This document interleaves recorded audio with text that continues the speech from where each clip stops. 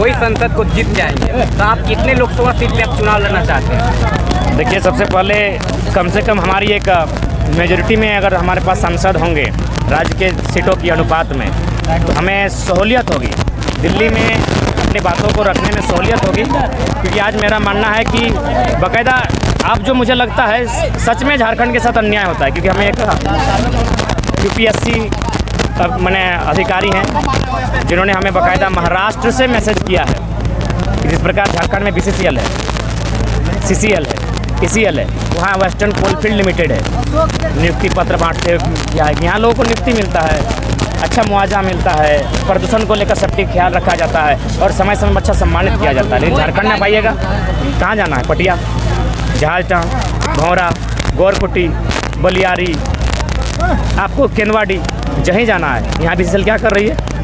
जबरन, गोधर, गोली, यहाँ जबरन कब्जा कर रही है। और हमको ऐसा लगता है ना कि झारखंड का ज़मीन झारखंडियों का नहीं, बीसीसीएल का है।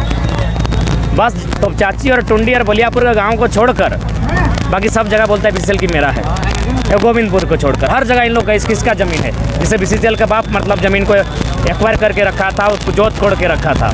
ये केवल झारखंड के साथ अन्याय हो रहा है। इसीलिए मेरा मानना है संसद में हमें जाना चाहिए और बाकायदा इस बात को रखना चाहिए। बोलेंगे कितने संसद में, कितने लोकसभा क्षेत्र में आप चुनाव लड़ रहे हैं? आधे से ज़्यादा। आधे से ज़्यादा। और नेक्स्ट क्वेश्चन ये है कि दादा, जो आपका जो फंडिंग के बारे में आप जब वीडियो क्लिप छोड़ रहे हैं कि हमको जनता आपको सपोर्ट करती है, कहीं ना अन्य पार्टियों को जो कहना है कि वो आप जो भाजपा के बी टीम है, तो कौन पार्टी? नाम लेके बोलिए ना, ताकि हम उसको भी उत्तर दे दें। जैसे नाम लीजिए। बीजेपी छोड़ के नहीं, अन्य नाम लीजिए। जैसे बीजेपी छोड़ के जैसे आईसू हो गया, आपका जेएमएम हो गया। नहीं, जेएमएम ने बोला। अगर जेएमएम ने ऐसा बोला तो मैं आपको बताना चाहूँगा कि अमित शाह से मिलने जयराम महतो नहीं गया था, हेमंत सोरेन गया था। गए थे, सॉरी, मुख्यमंत्री सम्मानित अमित शाह से मिलने के लिए जयराम महतो नहीं गया था, बल्कि अमित शाह से मिलने के लिए माननीय मुख्यमंत्री गए थे। तो बीजेपी से किसका संबंध है, बीजेपी की बी टीम कौन है, ये जनता को बताने की आवश्यकता नहीं है। अभी विधायकों का जब वेतन बढ़ा तो आजसू भी चुप है, बीजेपी भी चुप है। तब तो गठबंधन गठजोड़ हो गया। जब मुद्दों की बात आती है तभी अपने आप को कहते हैं कि हमारी अलग विचारधारा है। कुछ विचारधारा अलग नहीं है। सब कॉरपोरेट के दलाल हैं, कोई टाटा का, कोई वेदांता का, कोई अडानी का, कोई एनटीपीसी का, कोई बीसीसीएल का। जितने भी लीडर है चंदा में चुनकर जाते हैं। मैक्सिमम, सबको नहीं बोलेंगे, दो चार ईमानदार हो सकते हैं। तो सब मोटा मोटी कंपनियों के दलाल हैं। इनको कंपनियों की दलाली करनी है, इसीलिए आज राजकीय दुर्दशा है। का एक बयान है, सत्र चल रहा था, उसमें वो बोले हैं कि अब हमारी जो नियोजन नीति में 100% हम देंगे झारखंडियों को, तो आपको छोड़ देना चाहिए। देखिए, सबसे पहली बात है, आंदोलन अब स्टूडेंट के मूवमेंट से आगे आ चुका है।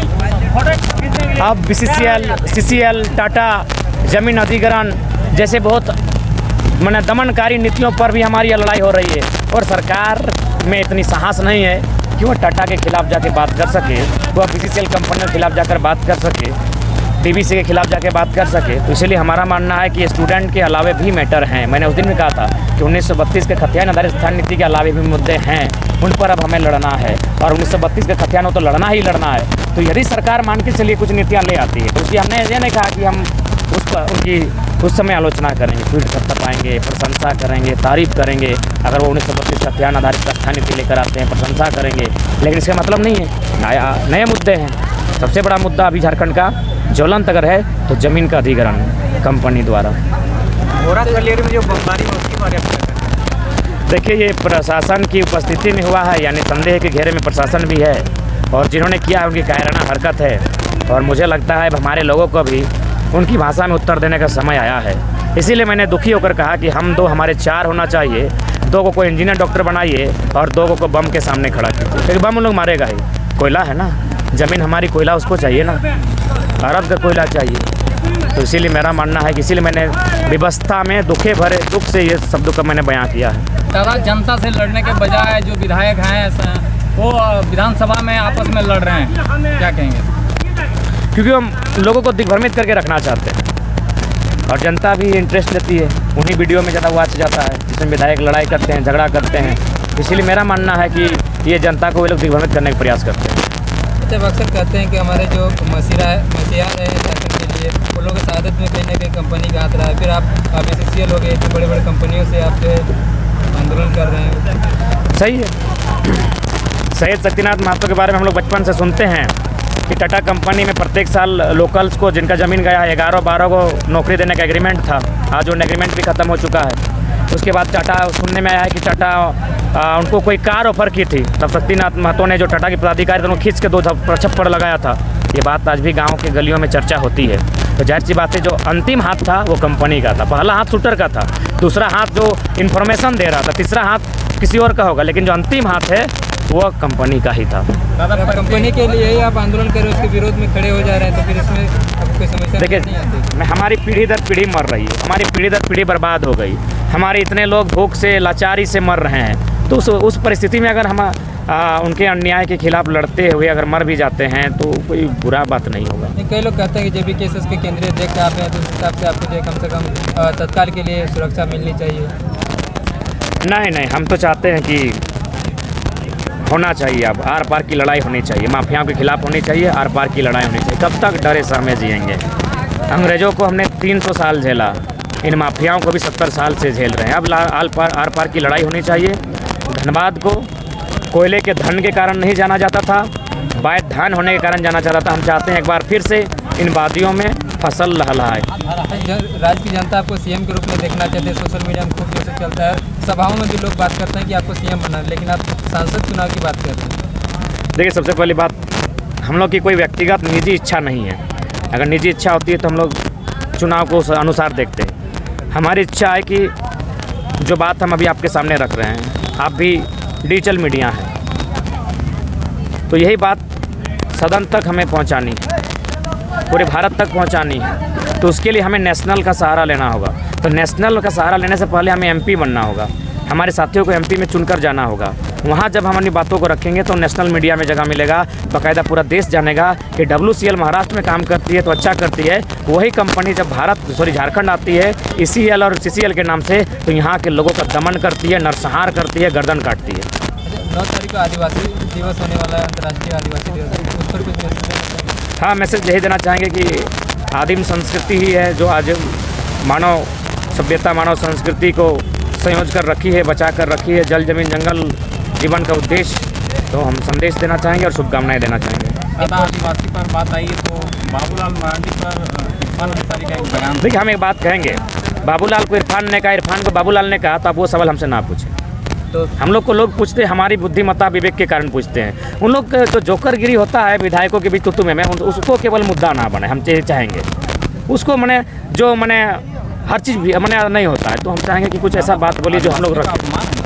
नहीं, देखिए, सबसे पहला बात आप बाबूलाल का बात किया, आदिवासी शब्द का जिक्र नहीं किया। आदिवासी पर वो बयान दिए थे इरफान। तो देखिए, अगर ऐसा है तो उन पर सख्त होना चाहिए। नहीं, सब तेज है, आज के डेट में सब तेज है, सब पढ़ा लिखा है। इसने अगर कोई टिप्पणी किया है तो दुर्भाग्यपूर्ण बात। 2024 का लोकसभा चुनाव के लेकर नौजवानों को आप क्या संदेश देना चाहते हैं? देखिए, 2024 का चुनाव को लेकर, और ये सवाल हुआ, देखिए, हमसे जो पूछना है इस तरह का सवाल पूछिए कि मेरा क्या रोल होगा। अब 2 आदमी लड़े हैं, विधायक लड़ गए हैं, सांसद लड़ गए हैं, तो उसमें क्या होता है, हमको लगता है कि हम लोग के अंदर की जो प्रतिभा है वो सामने नहीं आती है, हम उस पर फोकस कर जाते हैं। तो ये सवाल है, हम संदेश पहला ये देना चाहेंगे कि गुटखा नहीं खाएं। ये संदेश आज तक किसी ने नहीं दिया है। गुटखा इसलिए नहीं खाएं, बहुत बड़ा संदेश दे रहे हैं आप लोग, इसको वाच कीजिए, मैंने एकदम रिकॉर्ड कीजिए। क्योंकि मेरा मानना है कि किसी भी लोकसभा में 17 लाख 20 लाख वोटर होते हैं। आबादी अगर जोड़े तो 20-25 लाख हो जाएगा। उसमें अगर युवाओं का परसेंटेज निकाले जो गुटखा खाते हैं, 5 लाख आके खड़ा होगा। यानी एक लोकसभा में 5 लाख गुटखा खाने वाले हैं। अगर 5 लाख खाते हैं गुटखा, तो मान के चलिए वो 5 साल में एक बार चुनाव आता है, 5 साल यानी 1500 दिन। अगर एक दिन में वो 2 को गुटखा खा रहे हैं तो 10 रुपया, तो 1500 दिन यानी 1500 को 10 से अगर गुना करें तो मोटा मोटी 15,000, 1500 में 1,500, तो 15,000 हो जाएगा। अब हमारे पास इधर है 15,000 और इधर है आपका 5 लाख। 5 लाख को अगर हम लोग 15,000 से फिर मल्टीप्लाई करेंगे तो चूँकि 15,000 में आपका 3 जीरो आता है, 3 जीरो आता है, तो पहले हम 3 जीरो को ऐड करते हैं 5 लाख में।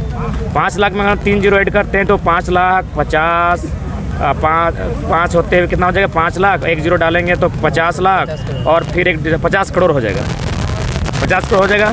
अभी हमारे पास 15 ये है, यानी 50 करोड़ का जितना जीरो है साइड में रखते हैं, 5 से फिर 15 को गुना करते हैं, मल्टीपल करते हैं, 15 5 75, 75 फिर सारा जीरो को वापस लाते हैं। कितना हो गया? कितना में छोड़े थे? 50 करोड़ था ना? 50 करोड़ में छोड़े थे। उसको जब हम 15 गुना करेंगे तो 50 करोड़ हमारा बाकायदा क्या हो जाएगा? 7.5 अरब, 750 करोड़ हो जाएगा। 750 ही हो रहा है ना? एक बार देख लीजिएगा कि मीडिया के सामने बोल रहे हैं लोग, 30 सेकंड का वीडियो काट के निकाल लेंगे। तो सोचिए, क्या इतना पैसा में एक MP का चुनाव लड़ा जा सकता है कि नहीं? बहुत बड़ा बात है कि नहीं? तो हम लोग जब पढ़े लिखे नौजवान हैं तो हमसे इस प्रकार सवाल पूछिए ताकि जनता को भी लगे कि हाँ ये नया चीज़ सुन रहे हैं, ये नया चीज़ सुन रहे हैं। अरे मामूली चीज़ है, मामूली चीज़ है, एकदम मामूली चीज़ है। तो इसलिए जो युवा चाहते हैं कि हम लोग MP बने, उनको पहले कहेंगे गुटखा बंद कर दें, चुकरी बनाएं, रोज़ 10 रुपया चुकरी में डालें। और देखिए, हाँ दादा दे दिए, ये बंद कर देंगे आज के बाद। प्रणाम। देखिए देखिए 10 रुपये 5 रुपया। प्रणाम दादा। ये आप लोग आशीर्वाद दीजिए। हम लोग हाँ वो तो बता रहे हैं।